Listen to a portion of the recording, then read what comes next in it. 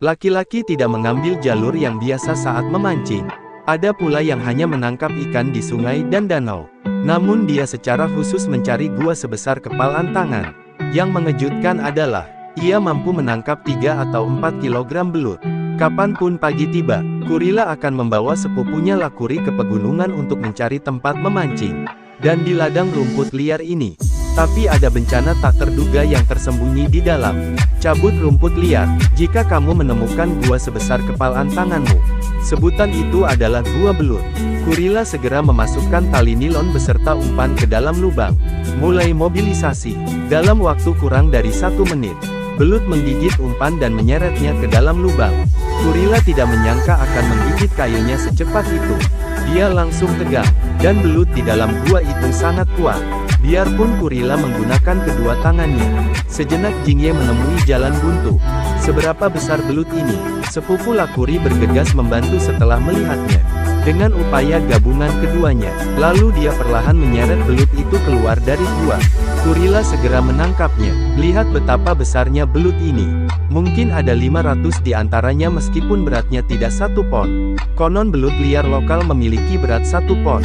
Harganya akan naik beberapa kali lipat. Juga karena belut memiliki efek bergizi. Dan semakin besar ukurannya, semakin baik efek nutrisinya. Sangat dicintai oleh orang-orang kaya. Saya mendapat barang bagus di awal. Kurila sangat senang. Pada saat ini, sepupu Lakuri juga kebetulan sedang digigit belut. Dan belut ini juga sangat kuat.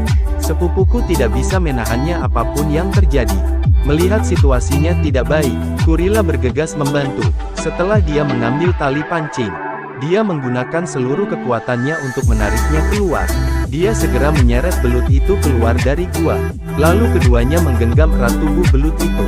Akan sangat rugi jika belut sebesar itu lolos. Ukuran belut ini mirip dengan yang dimiliki Kurila. Bahkan sedikit lebih besar. Hanya dalam beberapa menit, kedua bersaudara itu masing-masing memanen hasil yang bagus.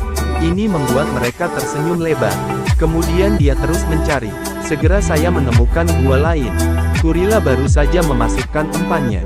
Air di dalam gua perlahan menggelembung. Ini pasti belut yang sedang mengebor. Benar saja, kailnya menggigit dalam waktu kurang dari 5 detik. Kurila meraih tali pancing dan menariknya keluar. Tanpa diduga, itu dipisahkan. Tapi Kurila tidak terburu-buru. Usai mengganti umpan, ia terus memasukkannya ke dalam lubang. Hampir saat umpan memasuki air, belut menelannya dalam sekali teguk. Pancingnya juga diseret lurus. Kali ini masalah itu harus diselesaikan sepenuhnya. Kurila juga dengan cepat menggunakan kekuatannya untuk mundur.